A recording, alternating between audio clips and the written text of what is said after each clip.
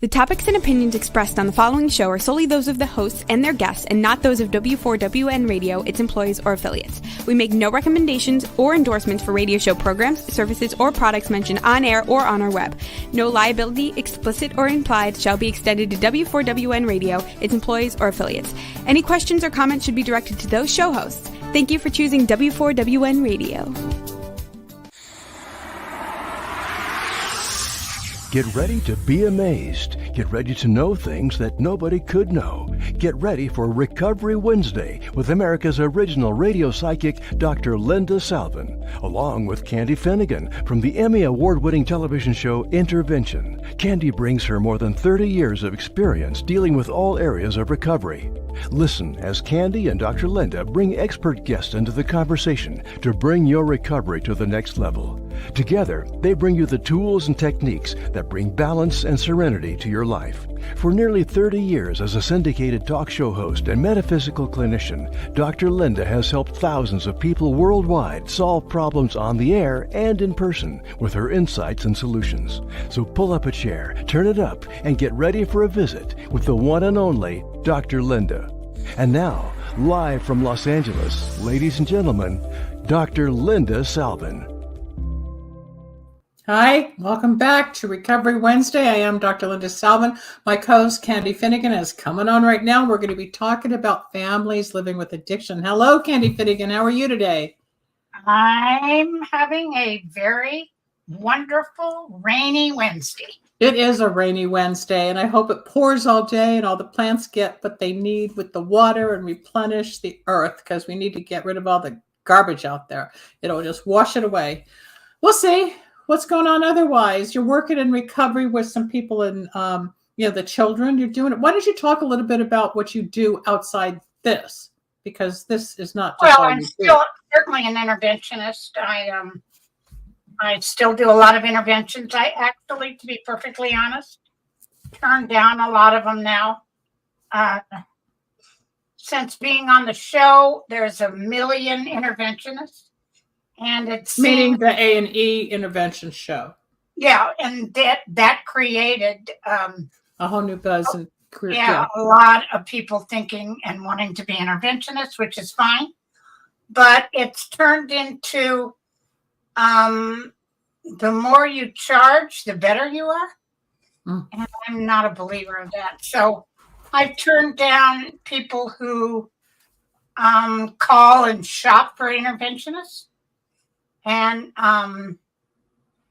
because I'm not in the retail business, I'm in the help business and hope business. And so if they say, well, we called 3 other people and I just go with somebody else. I spent 30 years doing this just like you have. And you've got as much charlatans as I have. Yes. And explain to the newcomer who may be watching the show or a new viewer or what they download later, which they do on, all the different platforms. What is an intervention? What did the TV show represent? How do you help people as an interventionist? Not everybody understands the term or the practice, especially with an addictive situation. Well, I'll read what's on front of my packet. It said, at some point in the life of every alcoholic and drug addict, denial of the problem is the central component of the disease itself. Denial allows the disease of addiction to continue to the eventual destruction of an addict's relationship, finances, reputation, eventually his health, and even death. Intervention short circuits this pattern. It's designed to confront the alcoholic addict in a loving and caring way. An intervention can end the vicious cycle of denial and also the family getting a realistic look at what they're living with. It can free the addict to acknowledge his own addiction, his conduct, and there are consequences in the presence of his family and the people who love him or her the most. Moving the client smoothly into a recovery process and intervention is best conducted by a professional who acts as a counselor, advocate, teacher, mediator, and hope is what we bring. So that's what's on the front of my intervention sheet. And today we're going to be discussing the family living with the addict. So we're going to start, because we had some great suggestions last week when we asked what topics people were interested in, and they're interested in the family dynamic. So I think what Candy and I are going to do over the next several weeks or programs is to bring in different episodes, chapters, whatever you want to call it, regarding the family with the addict and what your part is, their part, and what can be done. So Candy, how do you want to start introducing the family with the living with the addict? Well, I have a sheet that's called Living with Addiction, and I think this first paragraph is really the most. It took me a long time to write this because I sometimes intervene on the families more so than maybe the addict, because they get as sick, sometimes even sicker. It says, when addiction becomes part of a family, families where addiction is present are oftentimes painful to live in, which is why those who live with addiction may become traumatized to varying degrees by the experience. Broad swings from one end of the emotional, psychological, and behavioral spectrum to the other all too often characterize the addict's family system. Living with addiction can put family members under unusual stress. Normal routines are constantly being integrated and interrupted by unexpected and even frightening kinds of experience that are part of living with drug addiction and alcoholism. True, Mickey. What is being said often doesn't match up with what family members sense, feel beneath the surface, and see right in front of their eyes who they're living with as they become in denial too. The drug users, as well as family members, may blend, manipulate, and deny reality in their attempt to maintain a family order that they experience as gradually the family slips away. So, well, let me interrupt you. That's an excellent introduction to it, and it made me think of a situation you and I are close to with somebody we've known for many, many years, professionally and personally, and the familial consequences have literally destroyed our friend while he's gone into more of a denial where he's pulled back. So as much professional help as you've given this family, it's also because of his denial, I believe, or the pain or whatever, it's also costing the friendship because they pull back or they don't want to confront their own demons or participation with it. It's a painful situation, especially when they can't see or don't want to see it, right? Well, as a parent, for me, if I had a child that was an addict, that isn't really fair for me to say because I'm rather knowledgeable in the subject, but I can understand parents thinking, what did they do wrong? Why didn't they do this? What if I would have done that? They wouldn't have been like this. And I think as particularly mothers really hold themselves responsible for their kids getting into trouble with drugs and alcohol, because they've, basically compromised the values that they taught them. We don't lie, we don't cheat, we don't steal. And that's a definite definition of addiction and what people do, the consequences of their addiction.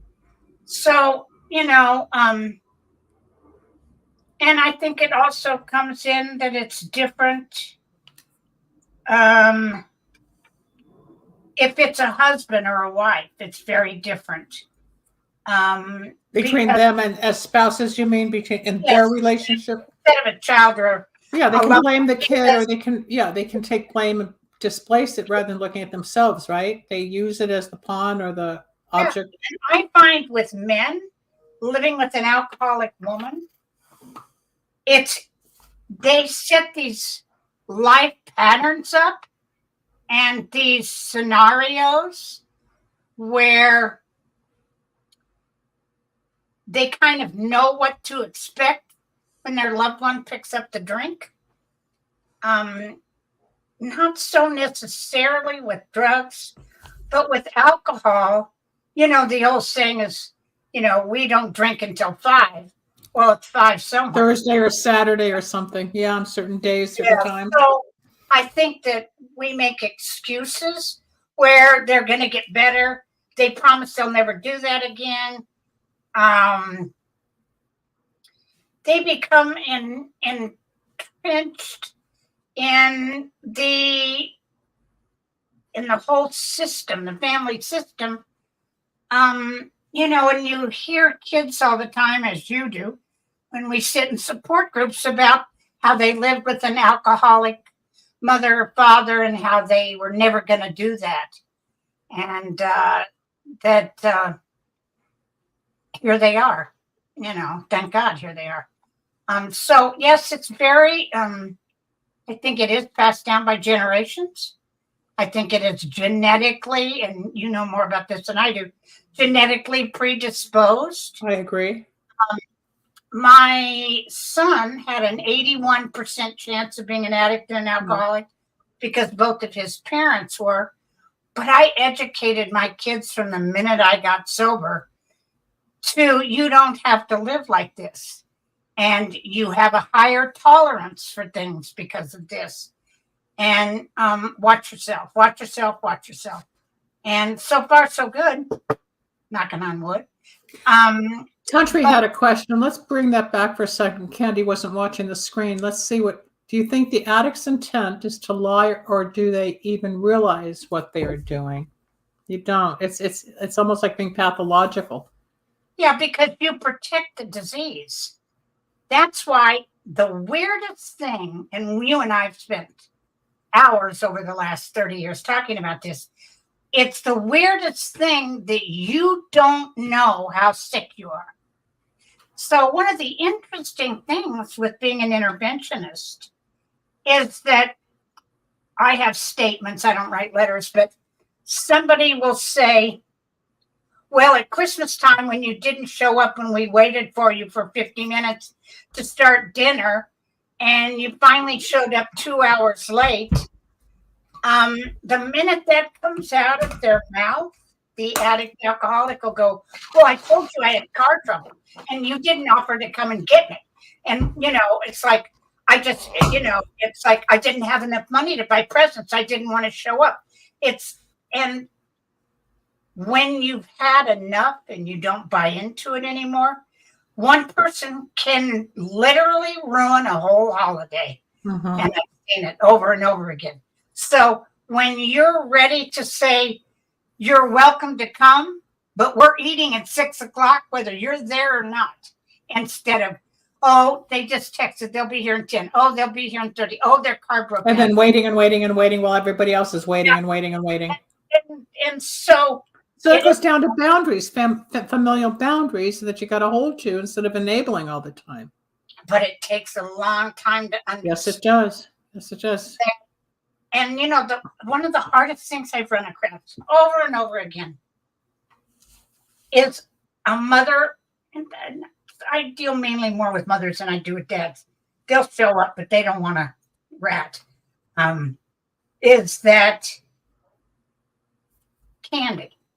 My children don't lie to me. Of God, no. We're all angels, aren't we? Yes. So I said in an intervention, not maybe a year ago, with a mother who's in recovery, father 40 years, or actually stepfather. And so the boy comes in, he's 35. I sit and look at him and think, you are high, buddy. Which I don't mind, but I'm not going to believe what you're saying. And he goes, Mom, how could you think I'm getting high? I haven't been high for 3 weeks. Whatever. And then, of course, I always go, well, let's drug test you. Oh, so you don't believe me. Mom, tell her that, And they go, oh, I don't think he's been using. He's been coming to dinner, whatever. And it's so, to be able to call a loved one, because you and I both know if their lips are moving, they're lying. So it's that situation for me where am I going to turn around to a mother and go, you got a lying, cheating kid? That isn't the way you approach this. So I always go, well, that's wonderful you're not using. So if it's not so hard to stop, how hard is it going to be for you to stay stopped? So when you use again, not if, I hope that you will make an agreement that you will go into treatment. Well, I won't need treatment. Look, it's been 3 weeks. And I go, no, it's been 3 minutes. Are you calling my son a liar? And I go, no, I'm not. I'm just saying the realistic aspect is I love you, believe him. But, are you going to love him to death? Because you can't get help if you don't believe that he needs it. So why did you call me? One of those. So the family systems is very interesting, and you just have to kind of tread lightly if someone else thinks the person is an addict alcoholic and the family doesn't. And I have had to not include parents in an intervention because I can't convince them. Well, I think stop right there, because a lot of people have an idea that an alcoholic is drinking 24/7 on Skid Row, has a bottle in a bag, hiding behind a building in a trash or a dumpster, is unemployed and homeless and whatever, is the drunkard. That's not necessarily true. So a lot of people, especially you deal with celebrities all the way down to the homeless. You go the whole spectrum from richer than rich to poorer than poor and everybody in between, because the disease doesn't pick careers or demographics. It's the people, because of it doesn't do anything other than pick the disease. It's in your brain, it's in your blood, it's in whatever genetically or however you got it. When it hits people, there are so many gorgeous high society people that you would never think have a problem, all the way down to the students in college, the professors, doctors, nurses stealing meds from the cabinet in the locked area, to homeless, shooting up on the street. It doesn't matter where the action of ingesting the substance takes place or what kind of home you live in or how much money you have in the bank. When you have the disease of alcoholism, you have it. So it's more difficult. I think what Candy's trying to explain, certain families and familial situations are going to be in a grander denial because they don't see what looks like in their mind what an addict or alcoholic supposedly looks like. They may have a functioning, beautiful job and home and marriage on the outside, but inside they're crumbling. And that's where intervention comes in on the spiritual and emotional and physical level to fix it. Right? Alcoholism doesn't, I was a deep believer that alcoholism can take decades. What? Can take what? Alcoholism can take decades. Oh, decades. Okay. I couldn't hear you. Where if you're using heroin or other... well, that could be weeks or days. Yeah, it's different. Cocaine, methamphetamine, a lot of class A narcotics, you go down a lot faster, particularly in this day and age with fentanyl. Gosh, that remind me, I wanted to tell you what I just saw about fentanyl. Okay, so, do that. So I think that you, as living with an alcoholic, you always think they're going to get better. They're going to wake up and go, oh my God, I don't want to do this anymore. Like this anymore. And then they find out they can't stop. That's what happened to me. I thought, what do you mean? I'm only going to drink, Thursday, Friday, Saturday. And then after that, it was like Friday, Saturday, Sunday. So, I think it's important to know that, it doesn't matter how long it takes, it's still going to kill you. Is that you? That isn't me. That's my office phone. Oh, okay.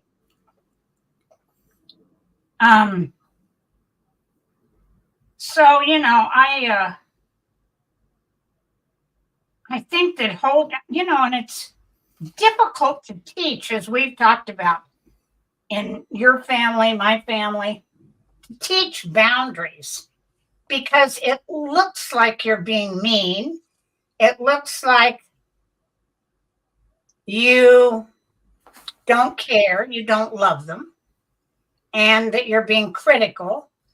But as soon as you can learn to have boundaries, you have a much bigger opportunity. Like I said to this woman a couple of years ago, if you don't want to do anything about your husband's alcoholism, I know you're separated. I understand that. And it was a bad divorce. And, but did you divorce him because of his drinking? Oh, that was part of it. And finances. Well, you can't be an alcoholic and have a lot of money in the bank, I guess. Well, like some people do, but very rarely. And I said, but you can't have him come pick up the kids. And she said, why not? He doesn't drink and drive. I went, oh. Really? Well, but didn't he drink the night before? Did he have a drink before he left?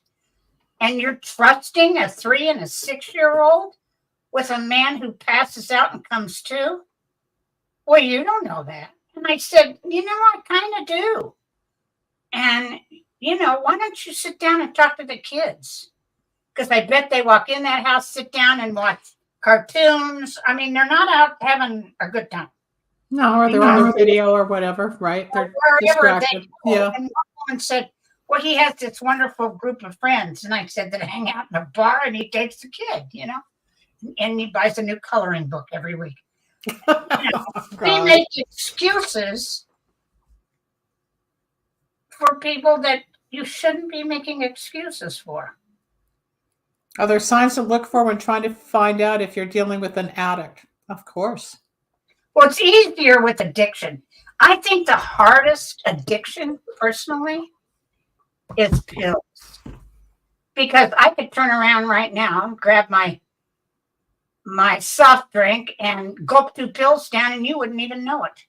Now, the repercussion in 45 minutes is you'd know it. Or, bingy. But, it's like we had a really close friend that was very successful, Linda and I did. And I was called in by the family. And I remember saying to Linda, oh my God, this guy's in such trouble. He's taking 55 Vicodin a day. And you said, oh, no, he isn't.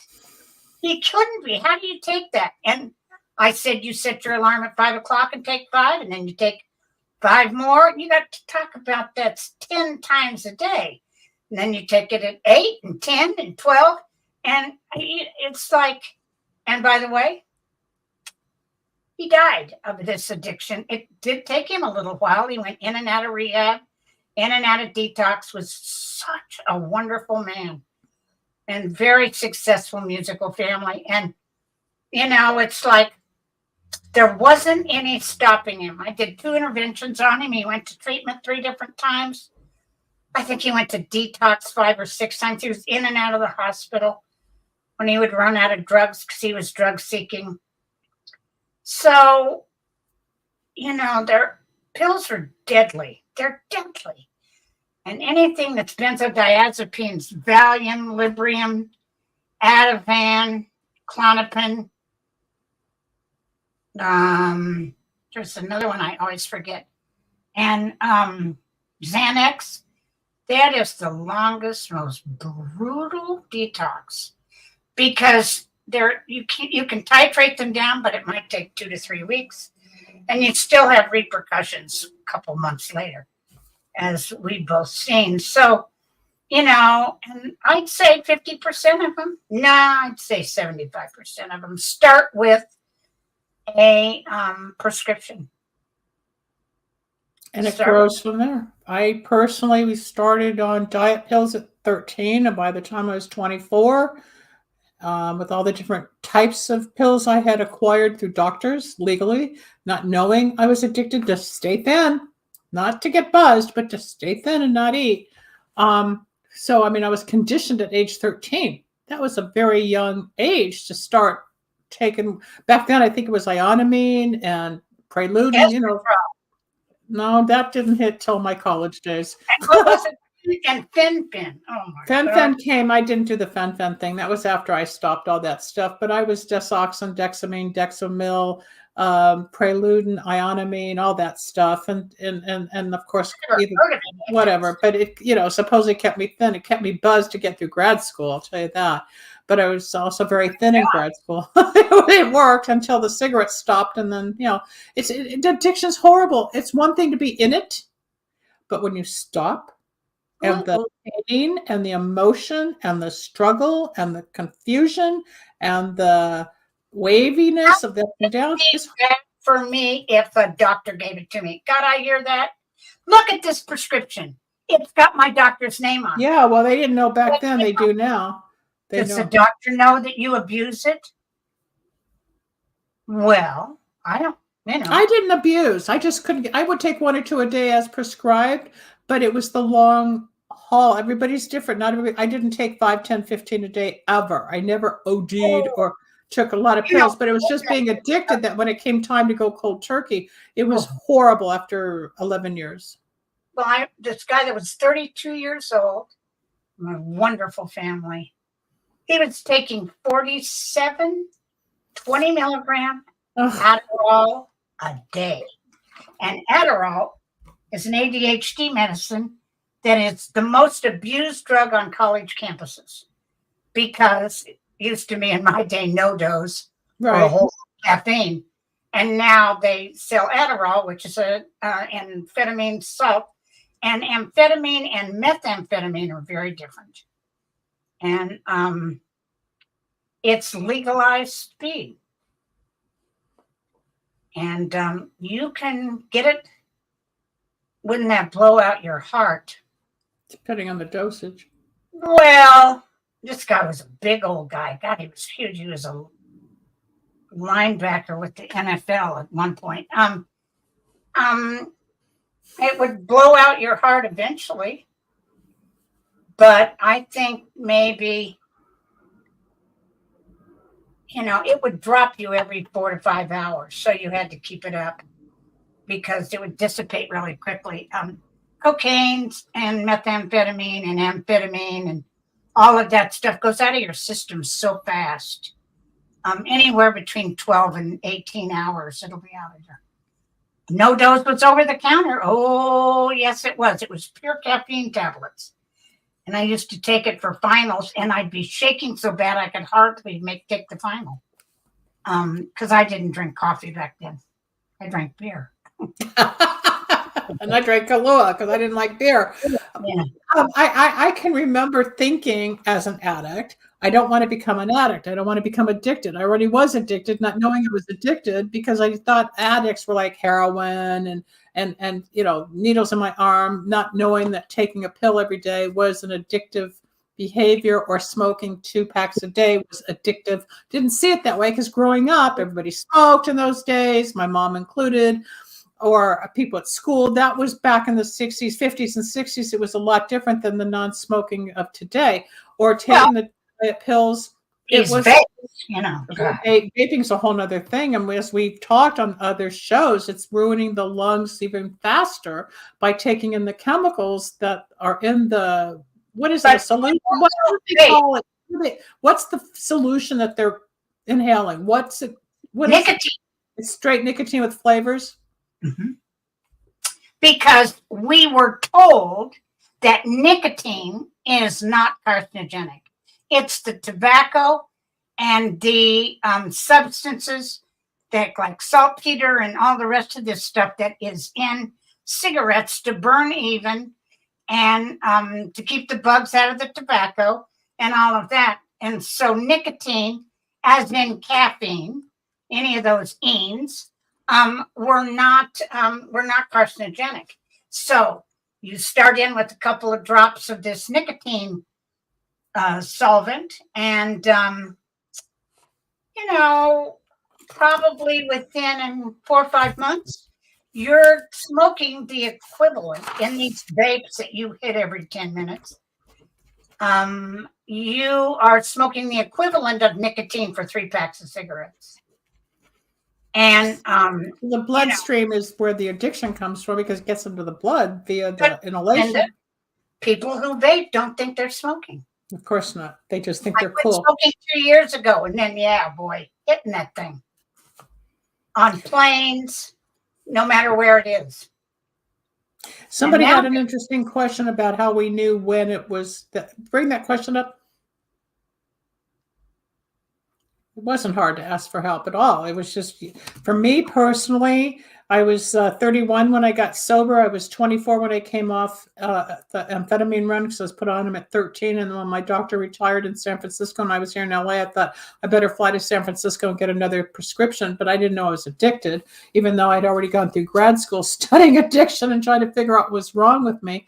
But I didn't know that the chemicals were really messing up my thought process. I wasn't a heavy drinker. I would drink on Thursdays, Saturdays. I'd have Kahlua. I wasn't never kept bottles of alcohol in the house. I'd be outside drinking or at parties, or smoking dope was my big thing. But then when I was 27, I was in the plane crash after the accident started happening. I wasn't really drinking and using or smoking dope and cigarettes at that time, but most of my friends were getting married, and most of my friends were starting different careers, and I couldn't figure out what was different. And then I started looking at myself, and after all the accidents and then trying to get some sense of security going, I had entered a 12-step program for food in 1978. So I had the introduction of the 12-step program in me, but I never identified as an addict or alcoholic until one time I went to a meeting with somebody in 1985, and I heard someone discuss it's anything that affects you from the neck up. So this man was talking cigarettes, booze, pills,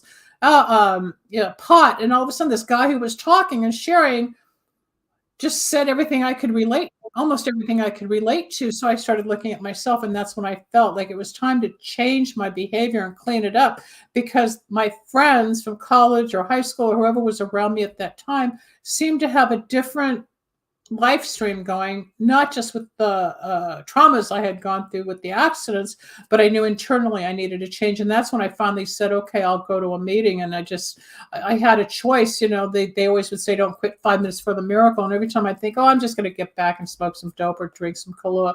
But I wanted to know what that miracle was. And here I am 38 years later, and there are miracles. When did you finally realize I never did. Enough was enough? I never did. You didn't have that all moment, like it's time? I didn't.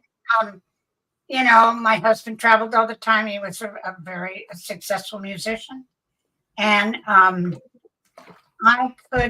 had by this time. I started drinking alcoholically after my daughter was born, because I was alone by myself, and I was not taught to be maternal. I was taught to have everything done for me. I didn't have to do it myself. And here I was taking care of a baby, and I'd never babysat. And so then after my son was born, 3.5 years later, man, I couldn't wait to put him to bed. My story. I changed the clocks. My kids were itty bitty, and I changed the clock so they'd think it was bedtime.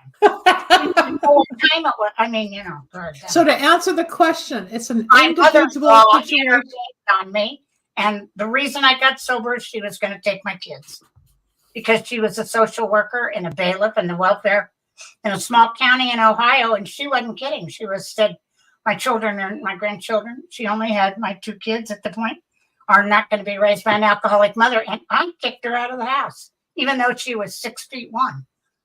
And she never intervened on my husband. I think this higher power did that. But I would have never dreamed I was an alcoholic. I didn't go out on my husband. I didn't follow bar stools. I sat at home. And in the beginning, I always drank out of a lovely crystal goblet, my wine. And at the end, paper bag was fine. So she gave me 60 days to get sober. And on the 61st day, since I thought it was my idea then, I went into a short-term treatment, not 12-step, but short-term treatment. And that didn't change my life. It just gave me a little, reprise from drinking. But what changed my life was 12-step. And that's But what no, that's the concept here that we really don't talk about, but we talk about it all the time without talking about it, because the surrender, the giving up, okay, God, what do you want me to do? I'm in too much pain. I can't afford this. I don't like waking up hungover. I don't like this jittery feeling. Or when I came off amphetamines on my own, not knowing that there'd be an explosion of emotion and confusion and pain. And like they say, when you get sober, whether it's drugs, alcohol, pot, cigarettes, whatever you're giving up, you're going to go back to the point in time you started. So if I was put on diet pills at 13 and I emotionally stunted my growth in certain areas and smoking dope before my 15th birthday, a month before my 15th birthday, there's a chunk of emotion in there that I kept going through life, but I never grew. So I'm turning 70 and I'm probably emotionally like I should have been in 45, 50, because I'm 18 years or 19 years behind where I might have been had I not done that experience I really never of self-destruction. I didn't smoke dope until I was maybe 19, because I lived in Kansas, and right, I was here in LA. We hadn't hit there yet. We were smoking loco weed, which was what the cows ate. And till the cows come home, Candy. So, I was, and here I was, in 1970, thrown into this Marin County where all hippiedom started. So, I was very much out of my bailiwick. So, I probably wouldn't have gotten sober then, nor would have my husband. Well, that was just the beginning of the huge steps in his music career. That was the threshold. My mother-in-law had a black belt in Al-Anon, which is the program that is affiliated and associated with the support for family members. And I can tell you, it would have been several years later. That's for sure. Because I just didn't, this doctor who was a goofball, and you knew him, he was in recovery. He was a nut. He said, well, you're a real high bottom drunk. And I thought, well, yes, I am. Whatever that Bernie? What is that? Yeah. What in the hell is a high bottom drunk? A drunk is a drunk. Come on. Just because my shoes and purse match, that's not a high That's bottom. what I was saying 40 minutes ago. It doesn't matter what you look like, where you come from. You come from a privileged background.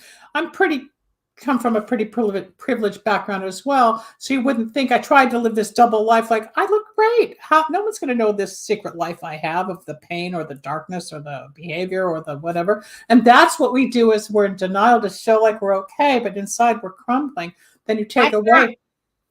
When my mother-in-law called my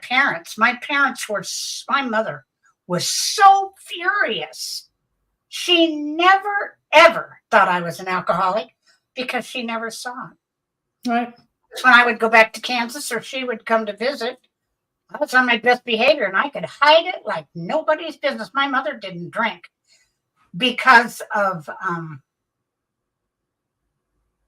she was narcissistic and very, very self-centered. And she thought that, she would have to have a facelift if she kept drinking. So my father was a yes, heavy of drinker. course. It's not about demographics at all. There may be certain communities around the world that have a higher incidence of addiction than others. I'm sure there's plenty of studies out there statistically. I'm sorry? Irish and American Indian people have the highest force of alcoholism in families. That's for sure. And my husband came from an alcoholic family, but his family never drank. But his father came from an alcoholic family. I only saw him take one sip of champagne when we got married. I never saw him pick up a drink. He smoked and drank coffee like a maniac. And my mother-in-law maybe drank something twice a month. I mean, she'd have a bottle of Jack Daniels in her house for a year until my husband came and it was gone in 2 hours. I didn't understand any of that, I didn't either. My parents would have a Mai Tai before a barbecue or a dinner, and that was it. There was no heavy drinking. I come from a workaholic family. And I think you picked that up. No kidding. I did. I keep going, but that's also the way I avoid other situations, which is true. So there's always an ism. I self-me. So it could be work. It could be spending, gambling, drugs, porn, shopping. Gamble. I don't gamble. No, I'm just talking in general, like because we're all recovering from something. I'm just saying in general. Talk if you're gambling. I don't know anything about it. No, I'm not gambling. I have other obsessions that where the money goes at times, and you can see because I love purses and shoes. And after a while, it's like, okay, do I really need another purse? No, I don't. I've learned to say, okay, I don't need it. I don't need it. So I've learned to I can look at the pictures. I don't have to go buy it because I can buy something. And like most people, it's like the thrill of buying something new. Or during the summer, we were going through the Barbie phase. Everything was pink, pink, pink, pink, pink. And I found a pink little purse online that I did not buy, even though it was so cute, but I already had it in blue. I didn't need it in pink, but it's what we go through thinking, gotta have it, but you get it. That blue purse that I wore all summer, that little tote thing has been sitting on the same chair probably since August, haven't touched it. So the excitement's gone, the thrill is gone, as they say. It's just the moment of, and it's the same thing when you get that rush of a drag off a cigarette, or the first couple of sips of the alcohol and that burn starts, or the anxiety comes down, or whatever it is that we need to escape from that moment. But you learn through the 12 steps, which Candy and I am 38 and she's almost 38 years without a drug or drink, is to feel and show up anyway. You do what you have to do anyway. Feel. And keep feeling. Yeah, because we didn't want to feel. I mean, I've watched Candy since she lost her husband go from God to God, and the pain that she's gone through and the devastation of the family and everything she's had to redo, but you're still here and you're still being of service. You've had the first year, of course, was harder, but you're still getting stronger. You still keep going. And a lot of people don't. They give up or they go back to old behavior. You have not. You got to, you're going through grief. I'm not a depressive person, as you know. I'm an into action person. And this depression hit me, which I think anybody who's been married 51 years and, truly did marry the love of their life and was very in tune to each other, particularly after COVID and spending more time together than we ever had because he wasn't traveling. But it just knocked me upside the head. And a lot of people wanted me to get out of it. You weren't one of them. Thank God. Thank you I'm very sorry for my loss too. But I realized that, when people say, oh, he wouldn't want me to be like this. Well, he never saw me like this. So I don't think he would have any idea I would be like that. So I've had to pick myself up and dust myself off, but some days I'm still pretty dusty. That's normal, and it's a process. Everybody grieves differently. I'm never going to get over it. So just whoever's going to tell me that, don't.